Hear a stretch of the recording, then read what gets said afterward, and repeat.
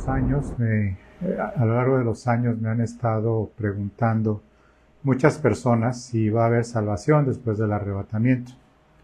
Y siempre hay una discusión previa acerca del arrebatamiento. Hay un video en este canal que te invito a que veas, que es eh, quiénes serán los que estarán en el arrebatamiento y los que no, de acuerdo con la doctrina bíblica y la interpretación adecuada.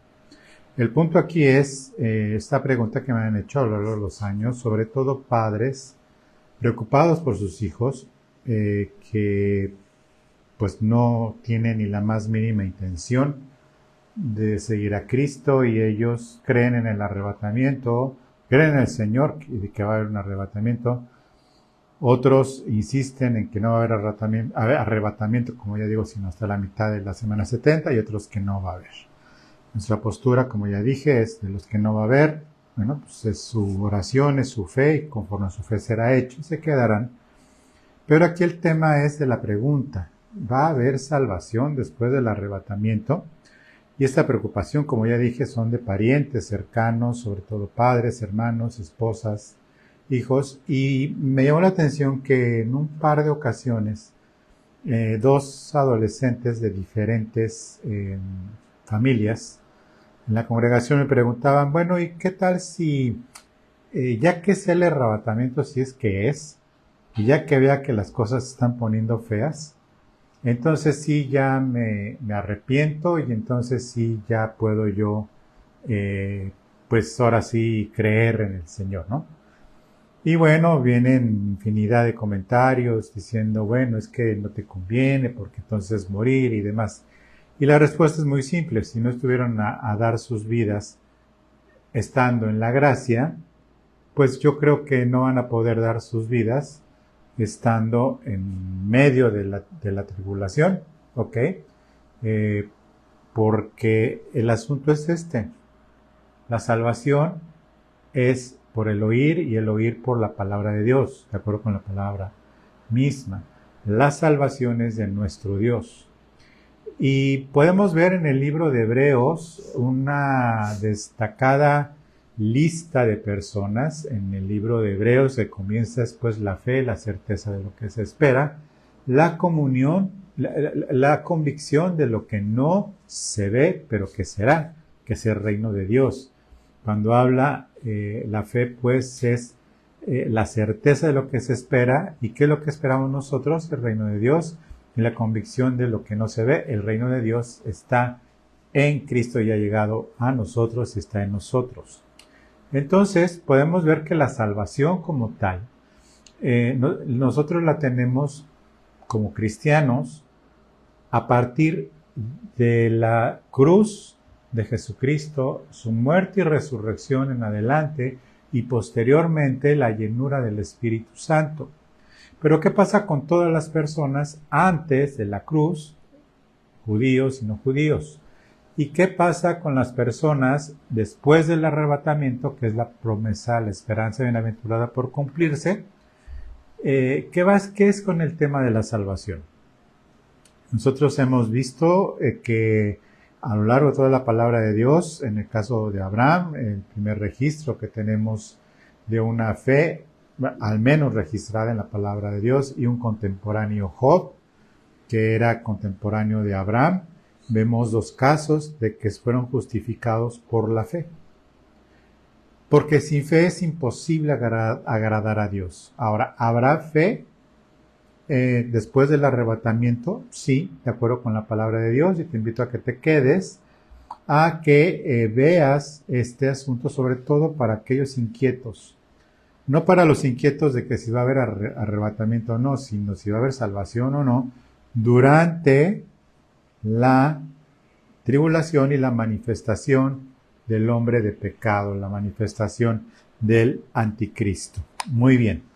Entonces, vamos a comenzar por aclarar varios puntos. Y de los primeros puntos, ya una vez aclarado lo del arrebatamiento, que es el parteaguas de esta predicación, y que vamos a dejar entonces como que también eres de las personas que creen que el arrebatamiento va a ser a la mitad de la tribulación o al final de la tribulación. Vamos a dejarlo ahí. ¿Está bien? No importa. Bueno, sí importa, pero escucha lo que de todas maneras voy a decir. Sucede que en el capítulo 6, cuando está lo más fuerte, ya que está la primera mitad de la tribulación, están los sellos, capítulo 6, donde están, pues básicamente es que 6.1, Apocalipsis 6.1 dice: vi al Cordero, abrió uno de los sellos, y oí uno de los 4 seres vivientes decir: ven, con voz de trueno, ven y mira. Y bueno, sale un caballo, sale otro, abre un tercer sello, el versículo 5, y un tercer ser viviente, hasta cuando abre el cuarto sello, en Apocalipsis 6.7, cuando abrió el cuarto sello, oí la voz del cuarto ser viviente que decía: ven y mira. Y miré, y he aquí un caballo amarillo, y el que lo montaba traía por nombre Muerte, y el Hades le seguía. Le fue dada potestad sobre la cuarta parte de la tierra para matar a espada, con hambre, con mortandad y con las fieras de la tierra. Con las fieras de la tierra. Cuando abrió el quinto sello, vi bajo el altar las almas de los que habían sido muertos por causa de la palabra de Dios. Por causa de la palabra de Dios significa que son personas que murieron, conforme a las características que acabo de leer, que murieron y que por causa de la palabra, es decir, porque no negaron su fe que fue adquirida solamente por el Espíritu Santo, y vamos a entrar ahorita en el detalle de que es el Espíritu Santo el que tiene que estar quitado de en medio para que sea manifestado el hombre de iniquidad, como dice segunda de Tesalonicenses. Dice: cuando abrió el quinto sello, cuando lo abrió y que salía el jinete, vi bajo el altar las almas de los que habían sido muertos por causa de la palabra de Dios y por el testimonio que tenían. Ya no tanto por las cuestiones que pueden ser simuladas, porque es fácil simular ser cristiano, es fácil simular ser congregante, es fácil simular ser esposo devoto. Un ex congregante que tuve un día me dijo: ¿sabes qué? Ya voy a dejar de diezmar porque ya me cansé de fingir. Ya no voy a diezmar nada porque lo he hecho para tener la fiesta en paz con mi esposa. Entonces ya la voy a confrontar y le voy a decir: ¿sabes qué? Yo ni cristiano soy, o no sé si lo hizo o no, pero dejó de diezmar diciendo: ¿sabes qué? Ya. Lo hago para llevar la fiesta en paz con mi esposa, que siempre me está duro y dale. Bueno, se pueden fingir muchas cosas, pero estos no. Estos dicen que habían sido muertos por causa de la palabra de Dios y por el testimonio que tenían. Y esto de ser el testimonio, que se sigue usando la palabra martus, martirius, de testimonio, que fueron testigos, por los hechos evidentes de que habían sido personas que Dios permitió que tuvieran fe para esta salvación. ¿Sí? Y clamaban a gran voz diciendo: ¿hasta cuándo, Señor santo y verdadero, no juzgas y vengas nuestra sangre en los que moran en la tierra? ¿Dónde estaban estas almas? ¿Dónde estaban estas personas con su identidad, con su personalidad, con su plena conciencia? Estaban en este lugar intermedio, clamando y diciendo: ¿hasta cuándo, Señor? ¿Hasta cuándo harás? Porque dice que vi bajo el altar las almas. Y bajo el altar no es delante del trono. Es decir, no es un lugar que Dios tiene, que es, supongo, el paraíso, y supongo por no suposición mía, sino lo que entendemos por lo que Jesús dijo a la persona que estaba crucificada junto a él y le dijo, acuérdate de mí en tu reino, y le dijo, de cierto te digo que estarás conmigo hoy en el paraíso. Bueno, ese punto intermedio que tampoco es el Hades, ¿sí? Dice, en el altar, dice que son estas almas, dice que se les dieron, dice, bueno, sigo leyendo el versículo 10, y vengas nuestra sangre en los que moran en la tierra. Fíjate la interesante frase. No juzgas y vengas nuestra sangre en los que moran en la tierra, que todavía están vivos, pero ellos ya no. Y venga la sangre en ellos, es decir, porque los que moraban en la tierra los mataron por su testimonio y por guardar la fe en Jesucristo. Y se les dieron vestiduras blancas y se les dijo que descansen todavía un poco de tiempo, cronológicamente en la tierra 3 años y medio más, hasta que se completara el número de sus consiervos y sus hermanos, que también habían de ser muertos con ellos. Y hace una distinción entre consiervos y hermanos.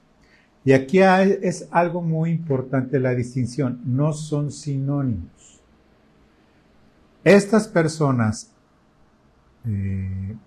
hermanos, hace referencia a los judíos. Vamos a ver lo de los 144,000, que es el remanente escogido. Pero aquí habla de todas las personas que estuvieron ahí, y voy a explicarme más adelante por qué en el siguiente capítulo. Y los consiervos, es decir, aquí está la distinción, que eran personas tan aceptadas por Dios como consiervos, como propios de estar delante del Señor, que se completará ese número, y Dios ha predeterminado el número de los justos, cuya muerte Él permitirá, antes de proceder a destruir a los rebeldes. Bueno, después abre el sexto sello y hubo un gran terremoto y eso se puso como negro, etcétera. Eso lo puedes leer. Versículo 15, los reyes de la tierra y los grandes, los ricos, los capitanes, los poderosos y todo siervo y todo libre se escondieron en las cuevas y entre las peñas de los montes. Esto puede parecer así como que se escondieron en refugios antinucleares.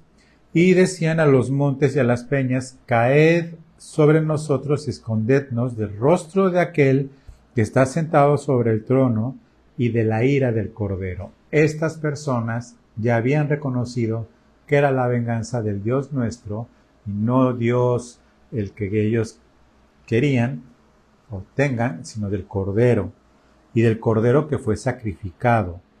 Decía, porque el gran día de su ira ha llegado, ¿quién podrá sostenerse en pie?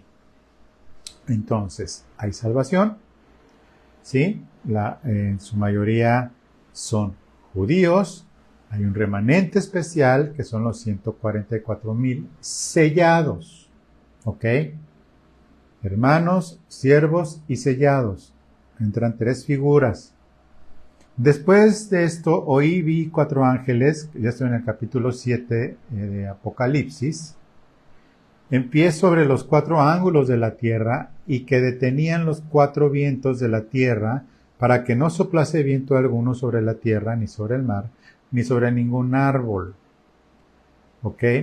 Dan la instrucción que decía, vi a otro ángel que subía de donde sale el sol y tenía el sello del Dios vivo y clamó a gran voz a los 4 ángeles a quienes se les había dado el poder de hacer daño en tierra y en la tierra y en el mar. Y diciendo, no hagáis daño a la tierra, ni al mar, ni a los árboles, hasta que hayamos sellado en sus frentes a los siervos de nuestro Dios. Y oí el número de los sellados, 144,000 sellados, de todas las tribus de los hijos de Israel, es decir, de los descendientes de Abraham, no prosélitos, no de ciudad satélite en la Ciudad de México, no de Washington, no de Australia o de Brasil, de las tribus de Israel. De la tribu de Judá, 12,000 sellados, y así se sigue con las 12 tribus hasta el versículo 8. Pero aquí viene algo muy importante, de que hay salvación después del arrebatamiento. Ya vimos a los que fueron muertos en los sellos, y dijeron, hermanos y consiervos, ¿ok? Salvación. Hermanos, que se puede interpretar como judíos o como también se puede interpretar como personas pues que tuvieron fe sin importar la nacionalidad, pero que fueron muertos en ese sello, ¿sí? O la etnia. ¿Por qué lo estoy diciendo? Porque cuando pasa entonces que ya está la manifestación de estos 144,000 hombres, dice en el versículo 9, después de esto, de esos sellados, después de esto miré, y he aquí una gran multitud, la cual nadie podía contar, de todas las naciones, y tribus, y pueblos, y lenguas, que estaban delante, y estos ya estaban delante del trono, es decir, los primeros delante del altar, y estos delante del trono, y en la presencia del Cordero, vestidos de ropas blancas y con palmas en las manos.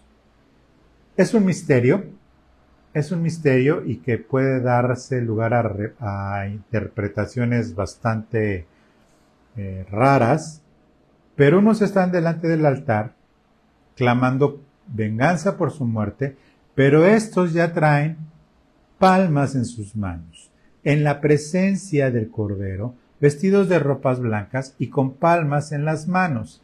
Y esto de con palmas en las manos puede estar relacionado básicamente con alguna de las fiestas de los judíos, con ropas blancas. En tiempos antiguos estuvieron asociadas con las celebraciones, con la fiesta de los tabernáculos, ¿ok? Entonces vemos que estos con palmas en las manos, versículo 2, y clamaban a gran voz diciendo, ¿qué clamaban a gran voz? La salvación. Ya están delante del trono. Ya pasaron por la tribulación. Esos que estaban en espera, ¿sí? No es la iglesia. Según algunas revelaciones de rabinos muy ilustrados, dicen, es que la iglesia de los cristianos van a estar en la tribulación, la iglesia de los cristianos, y muchos de por aquí bueno, no por aquí, sino por aquí de Acapulco, de por allá de Iztapalapa o de algún otro lugar, incluso en otras partes del mundo, sueñan con pasar por la tribulación, porque, como ya lo dije y lo repito y lo reitero y lo reiteraré hasta que se cansen de mí, y espero que no pase pronto, que pues es necesario que se queden en la tribulación, y qué bueno que se quieran quedar en la tribulación, y qué bueno que se hayan hecho pasar por judíos. Bueno, si lees Apocalipsis 3, en la iglesia de Filadelfia, los que se dicen ser judíos y no lo son, bueno, si aún así insisten en ser de raíces hebreas y el Torah y todo ese rollo, está bien. Y Dios les cumplirá su deseo. ¿Por qué? Porque si tienen fe en ese Dios y son muertos en la tribulación, porque hace falta, precisamente el Señor los permitió para que se queden ahí en la tribulación y prediquen al Cordero de Dios. Al Cordero de Dios, a Jesucristo. Y diciendo, la salvación pertenece a nuestro Dios, que está sentado en el trono, y ahí sí ya es, y al Cordero. Ahí ya no es la Torá, ahí ya no es el que si hubo o no arrebatamiento, ya están pero bien muertos y también ya salvados. Y todos los ángeles estaban de en pie alrededor del trono, y de los ancianos de los cuatro seres vivientes, y se postraron sobre sus rostros delante del trono y adoraron a Dios. ¿Ok? Versículo 13 viene la adoración. En el versículo 12, y dice, entonces uno de los ancianos habló diciéndome, estos que están vestidos de las ropas blancas, ¿quiénes son y de dónde han venido? Versículo 14, yo le dije, Señor, tú lo sabes. Y él me dijo, estos son los que han salido de la tribulación y han lavado sus ropas y las han emblanquecido en la sangre del Cordero. Antes de continuar con este asunto, que de acuerdo en la ley, no hay una referencia alguna en lo que era el antiguo pacto, que se lavara con la sangre del cordero sacrificado. La sangre era para el sacrificio y el perdón de los pecados. Cuando se habla de la descripción de los salvos de la tribulación, pues se muestra claramente que fueron salvos por la sangre del cordero. De los judíos salvos se dice que estos fueron redimidos de entre los hombres. Esos son diferentes. Estos están en Apocalipsis 14:4. Israel jamás supo de una redención que se hiciera por la sangre. De los gentiles salvos se dice que ellos han lavado sus ropas y las han emblanquecido en la sangre del Cordero, como acabo de ver, Apocalipsis 7:14. Referente a esta frase, en la sangre, un estudioso del griego del siglo pasado, pero estudioso me refiero a de apologética, me refiero de escatología, me refiero a estudioso griego, del griego antiguo, no voy a decir el nombre, pero es importante. Un cuidadoso estudiante del griego dice, no en la sangre, ninguna cosa en la ley fue lavada jamás en sangre. Nada puede emblanquecerse lavado en sangre. El significado literal formado de la preposición del griego en ha conducido a esta falsa noción. Esta preposición constantemente significa por o por medio de y se traduce por 142 veces y por medio de 37 veces, como sucede en Mateo 9:24 y 35, Gálatas 3:11, donde se habla con esta preposición. Este es el mismo, en este mismo libro, en el versículo 9, se traduce por, de manera que aquí debe de ser el significado por la sangre del Cordero, no en la sangre, sino por medio de o a causa de o básicamente es algo que simbólicamente, no literalmente, sino simbólicamente, vemos entonces que estamos en esta facilidad que ahora tenemos, gracias a Dios, de poder tener muchas fuentes de estudio que antes pues no teníamos y era más difícil, y fuentes confiables además, que no son la interpretación de un señor raro ahí, no de una señora rara, sino de básicamente pues que son traducciones adecuadas y que nos ayudan a clarificar mucho esta situación, ¿ok? Lo digo porque cuando yo era joven, o sea, ya hace algunos ayeres, la doctrina era, pues el que se quedó, y si se quedó ya no hay salvación después del arrebatamiento. Entonces, pues algunos le jugaban, le querían jugar, y sobre todo ahora los tiempos que se han ido acercando, esos jóvenes, adolescentes, que ya no lo son, ya son adultos y que han pasado por vidas difíciles, me imagino, tengo entendido que todavía viven, pues como que ya la están viendo venir, ¿no? Por todo lo que está pasando en el mundo, por las cosas nuevas que están pasando en el mundo. No hay nada nuevo debajo del sol, excepto, no estoy añadiéndole la palabra, cosas inéditas en los tiempos finales. Ahí sí hay cosas nuevas debajo del sol que surgen como inéditas, como que nunca antes había pasado, ahora está pasando. Con el calentamiento global, con la cuestión social, con la cuestión económica, con la cuestión política. Nunca habían pasado cosas. Entonces estos son los que han salido de la gran tribulación y han lavado sus ropas y las han emblanquecido a través de la sangre del Cordero. Por eso están delante del trono de Dios y le sirven día y noche en su templo, y el que está sentado sobre el trono extenderá su tabernáculo hasta ese momento sobre ellos. Ya no tendrán hambre ni sed, y el sol no caerá más sobre ellos ni calor alguno, porque el Cordero que está en medio del trono los pastoreará y los guiará a fuentes de aguas de vida, y Dios enjugará toda lágrima de los ojos de ellos. Entonces, la pregunta es, ¿estos son parte de la novia de Jesucristo y las bodas del Cordero?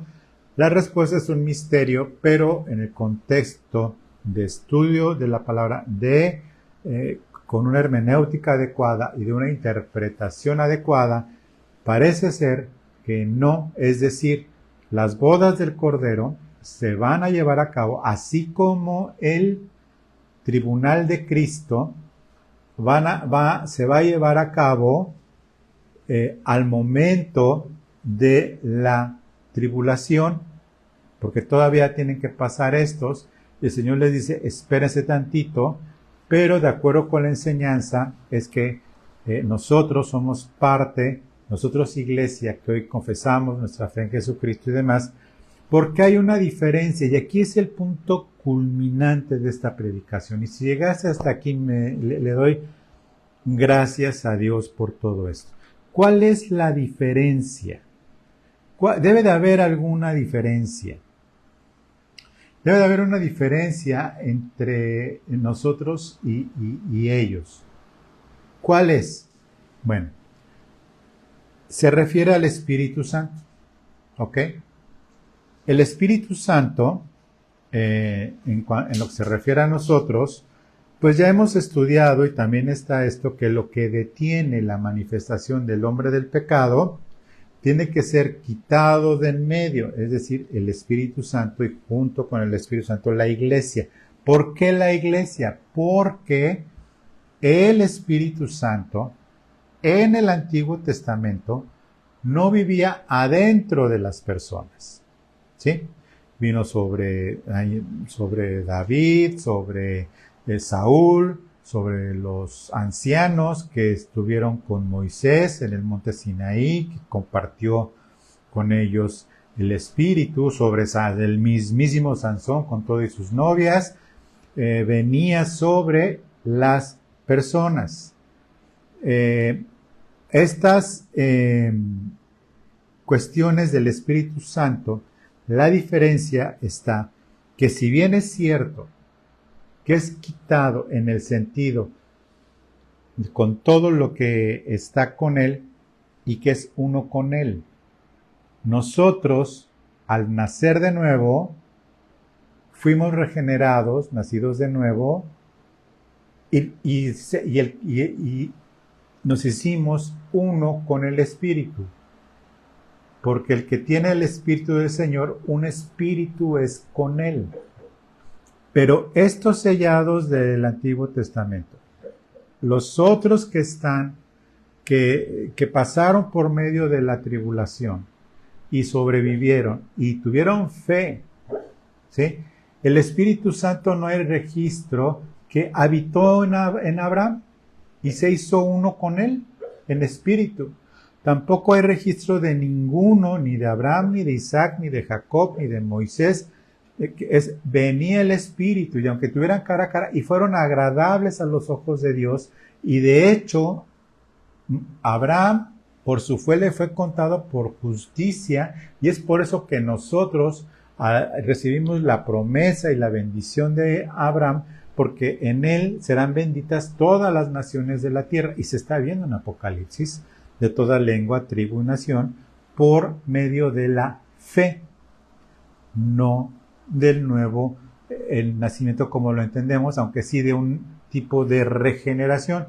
Para eso tendríamos que estudiar la palabra regeneración, y si me da tiempo lo haremos, que significa nuevo inicio o nuevo nacimiento. ¿Ok? Bueno, entonces vemos que cuando esto acontece, la promesa de salvación se está manifestando entonces ya a todos los niveles, pero lo importante con respecto al Espíritu Santo es que el Espíritu Santo habita en nosotros. Y dice lo siguiente: la salvación es siempre por obra del Espíritu Santo. Juan 3 lo dice claramente. ¿Ok? Hay que entender que el Espíritu Santo no llevó un ministerio de residencia en cada creyente del Antiguo Testamento. Sin embargo, el Señor, dirigiéndose a uno que vivía conforme al Antiguo Testamento y conforme a la ley, pues alcanzaba esta salvación, y muchos no la alcanzaron por no obedecer la ley. Sobre los que venía el Espíritu Santo, venía sobre un tiempo y nos apartaba. Cuando estamos hablando entonces que este ministerio de residencia, como lo llaman algunos teólogos, bueno, yo también le llamo igual, no soy teólogo, pero le llamo igual, dice que los salvados por el Espíritu Santo nos hacemos uno. El Espíritu Santo es omnipresente y va a estar en la tribulación y va a ayudar a estas personas en la tribulación a tener fe. El misterio es de que si va a habitar en ellos o no. La respuesta más inclinada es al no. Solamente serán tan salvos como Abraham, como Isaac, como Jacob, como Moisés y todos sobre los que venían y que fueron agradables a los ojos de Dios. La morada del Espíritu Santo, sin esta residencia, ya en nuestros días se convierte entonces en una morada permanente en los creyentes, haciéndonos el templo de Dios. Nuestro cuerpo es el templo de Dios. El Espíritu Santo reside en nosotros. Por eso damos el testimonio que somos salvos por la sangre de Jesucristo, y por eso seremos arrebatados. La iglesia, el cuerpo de Cristo, vamos a ponerlo así, no la congregación fulana, no la denominación sutana, no los que la Torá o no Torá, sino los que somos uno en Cristo. Somos un cuerpo en Cristo. Y seremos arrebatados y será quitado de en medio lo que detiene al hombre de iniquidad, que es el Espíritu Santo, y por lo tanto nosotros, cuya residencia es nosotros somos residencia del Espíritu Santo, no somos residentes nosotros del Espíritu Santo. El Espíritu Santo redice en nosotros por puritita gracia, ¿sí? Por puritito amor, y por eso dice Pablo, no contristen al Espíritu Santo. Pues ¿cómo vamos a contristar? ¿Cómo se puede contristar al Espíritu Santo? Si alguien vive en tu casa y te está dando lata y lata y lata y lata, pues obviamente te está contristando, te está haciendo molestia, te está poniendo triste o enojado y todo. Es lo mismo. Obviamente, sin llegar al extremo de que un predicador bautista decía que no tomaba Coca-Cola porque no le gustaba al Espíritu Santo, porque tenía mucha azúcar. O sea, cosas así raras. Esos son extremos que obviamente no tienen nada que ver. ¿Ok? Entonces, lo tenía que decir. Entonces, la morada del Espíritu Santo hace que nosotros estemos en una posición total y absolutamente privilegiada. Contestando la pregunta inicial. ¿Va a haber salvación después del arrebatamiento? Sí. ¿Depende o no depende de lo que crea uno, crea el otro, que crea que el arrebatamiento es tanto tiempo, en tal cual? No, depende de lo que dice la Biblia. Y la Biblia bien interpretada. El que se une al Señor, un espíritu es con él. Y Primera de Tesalonicenses habla claramente acerca de esto. Alguien me dijo, oye, pero es que Primera de Tesalonicenses 4 como que nada más está ahí, como que no es suficiente, ¿no? O sea, Primera de Tesalonicenses 4 del arrebatamiento y demás. Bueno, ok, vamos a leer. Dice, tampoco queremos, hermanos, Primera Tesalonicenses 4:13, que ignoréis acerca de los que duermen, para que no os entristezcáis como a los otros que no tienen esperanza. Dice, por lo cual decimos en palabra del Señor, que nosotros que vivimos, que habremos quedado hasta la venida del Señor, no precederemos a los que durmieron, porque el Señor mismo, con voz de mando, con voz de arcángel y con trompeta en singular de Dios, descenderá del cielo, no entrará a la tierra, y los muertos en Cristo resucitarán primero. Luego nosotros, los que vivimos, los que hayamos quedado, seremos arrebatados juntamente con ellos en las nubes para recibir al Señor en el aire, y así estaremos siempre con el Señor. Por tanto, alentados los unos a los otros con estas palabras. Es que eso nada más lo dijo Pedro, lo dijo Juan, y pues como que está raro porque pues no hay más referencias. Bueno. La Biblia se explica con la Biblia.